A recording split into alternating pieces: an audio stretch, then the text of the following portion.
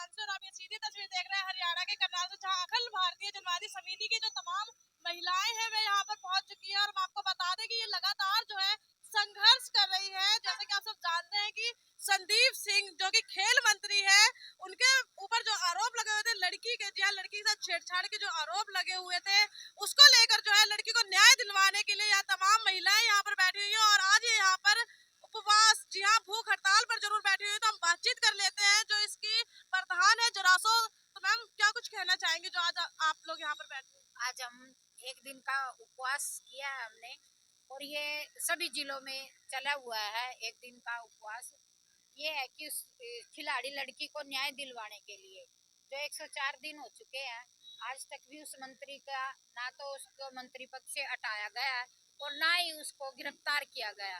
हालांकि उसके ऊपर एफआईआर दर्ज है, और लेकिन उसके ऊपर कोई कार्रवाई नहीं हो रही है। और लड़की भी असुरक्षा महसूस करती है। उसको बीच बीच में उसको परेशान भी किया जा रहा है, उसको पीछा किया जाता है उसका।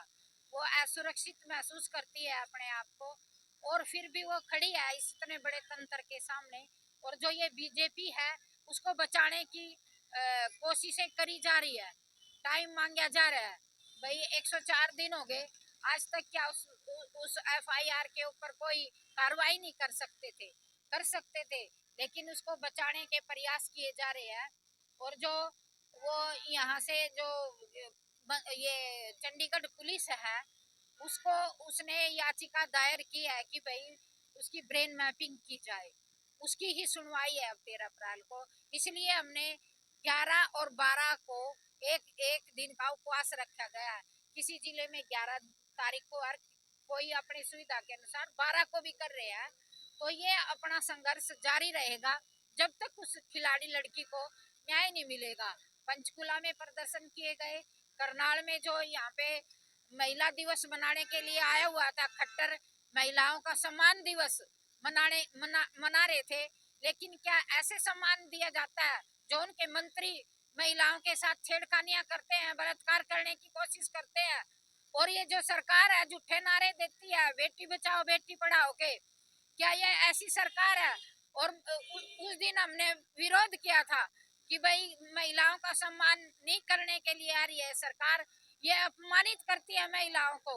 उस दिन भी हमने विरोध किया जनवादी महिला समिति ने, और न्याय संघर्ष समिति हमारे साथ लगी हुई है, उसमें हमारे संगठन सहयोगी संगठन भी है। ऐसा क्या लगता है आपको, एक तरफ तो सरकार बेटी बचाओ और बेटी पढ़ाओ का नारा लगा रही है, वहाँ दूसरी तरफ जो है उस लड़की के लिए जो है कोई कार्रवाई नहीं की जा रही है? वो लगातार अपने न्याय के लिए गुहार लगाती है और अलग अलग उसको तारीखें दी जाती है। ये ऐसी सरकार है क्योंकि ये कहीं ना कहीं मौका देख रही है कि भाई लड़की को चुप करा के और मंत्री को बचाया जाए, लेकिन वो लड़की अडिग है, और जब तक उसको न्याय नहीं मिलेगा वो ऐसे ही खड़ी रहेगी। और हमारी न्याय संघर्ष समिति भी उस खिलाड़ी लड़की के साथ ऐसे ही खड़ी रहेगी जब तक उसको न्याय नहीं मिलेगा।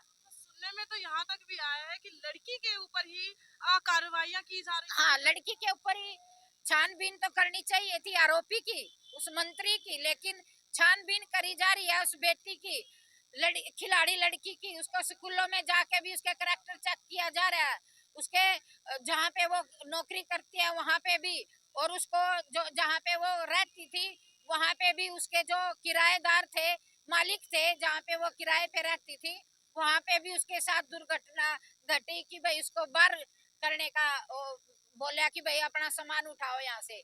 लेकिन उसको भी अल्टीमेट देना होता है किराएदार को भी 1 महीना पहले कि भाई मेरा मकान खाली किया जाए, लेकिन उसके ऊपर भी प्रेशर डाला जा रहा है कि भाई मकान खाली किया जाए।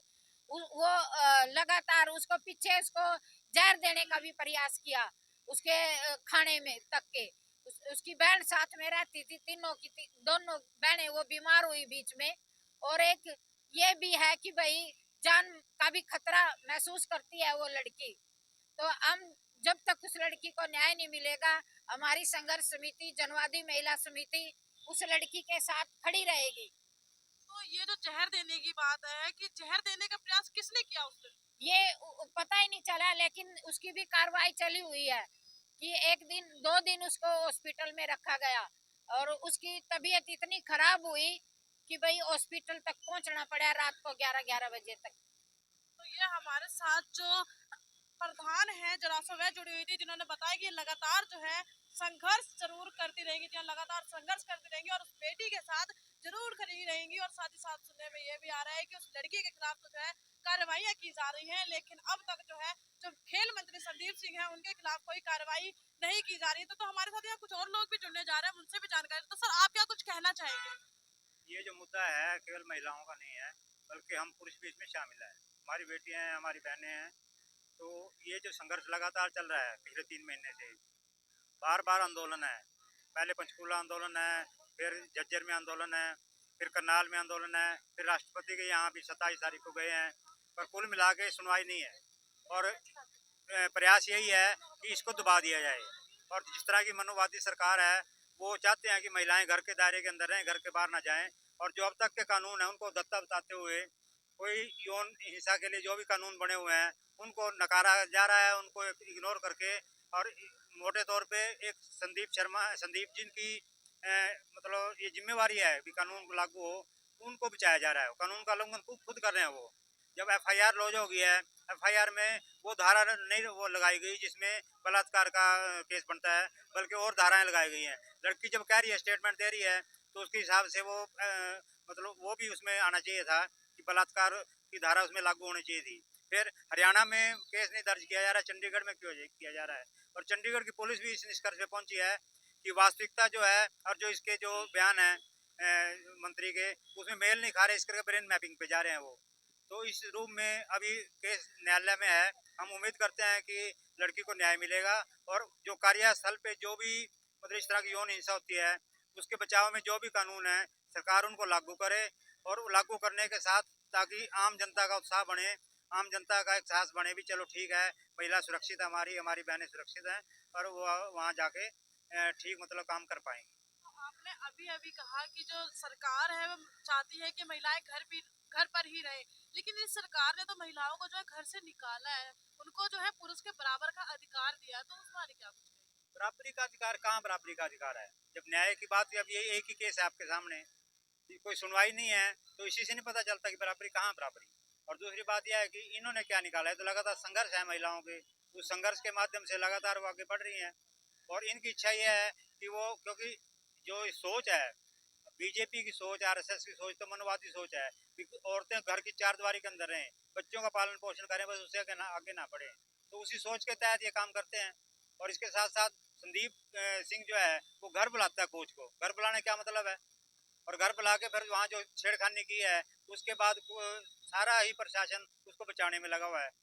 मतलब हमारे मुख्यमंत्री जो हैं, जो संवैधानिक तौर पर सर्वोच्च पद है हरियाणा में, मतलब देखा जाए तो वो भी ये कहते हैं, ये तो अनर्गल आरोप है और हम इसको इस्तीफा नहीं इसका देंगे, हम इस्तीफा नहीं दिलाएंगे। और वो ऐसा क्यों कहते हैं कि ये जो आरोप है ये झूठे हैं, मिथ्या है, अनर्गल है? ऐसा क्या कारण है कि वो ये इस प्रकार से?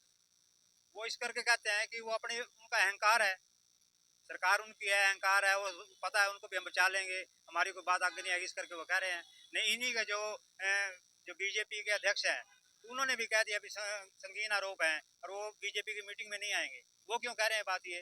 वो इस करके है कि जो महिलाओं का आंदोलन है, चाहे वो झज्जर में हुआ, चाहे भिवानी में हुआ, चाहे पंचकुला में हुआ, उसका दबाव बनाएगा। और दबाव का हम निश्चित रूप से, हमें ये जानकारी ये भी है और हम ये मानते हैं कि न्याय मिलेगा और सच्चाई की जीत होगी। तो ये जो आज आप लोग यहाँ धरने पर बैठे हैं, तो क्या कोई ज्ञापन वगैरह भी दिया है जिला सचिवालय? ये न्याय संघर्ष समिति के नाम से संस्था बनी, जैसे ही आरोप की बात आई थी जनवरी में, और उस न्याय संघर्ष समिति में हम किसान सभा से हैं, अखिल भारतीय किसान सभा से हैं, हम भी इसके साथ शामिल हैं। जितने भी संघर्ष रहे हैं हम उसमें शामिल हैं और जब तक कि न्याय नहीं मिलता हम इसमें शामिल रहेंगे। और हम ये चाहते हैं कि ज्ञापन तो कई बार दे चुके हैं, ज्ञापन तो राष्ट्रपति के पास भी लाखों सिग्नेचर हुए जो ज्ञापन, वो राष्ट्रपति के पास भी पहुंचा है 27 मार्च को, पर उसके बाद कोई कार्रवाई तो नहीं है।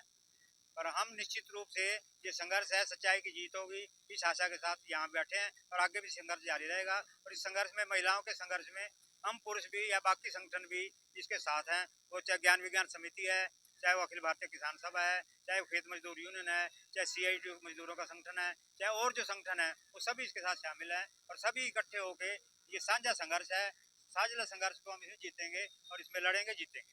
तो ये हमारे साथ अखिल भारतीय किसान सभा के जो प्रधान है वह जुड़े हुए थे, साथ ही साथ जो अखिल भारतीय जनवादी महिला जो समिति है उसके जो प्रधान है वह भी हमारे साथ जुड़ी हुई थी, जिन्होंने साफ साफ जो है अपील की है सरकार से कि वह जो महिला है, जो महिला कोच है, उसको जो है न्याय जरूर मिलना चाहिए। बल्कि जैसे कि अभी सुनने में भी आया है कि महिला कोच के खिलाफ जो है कार्रवाई की जा रही है, लेकिन वही खेल मंत्री संदीप सिंह के खिलाफ जो है कार्रवाई नहीं की जा रही। तो इन लोगों की मांग है कि उनके खिलाफ जो है कार्रवाई भी जरूर की जाए। तो मेरी आप लोगों से अपील की वीडियो को ज्यादा से ज्यादा शेयर जरूर करें। मैं उमांशी अपने सहयोगी सोनम के साथ हरियाणा करनाल से आप सभी के साथ लाइव। धन्यवाद।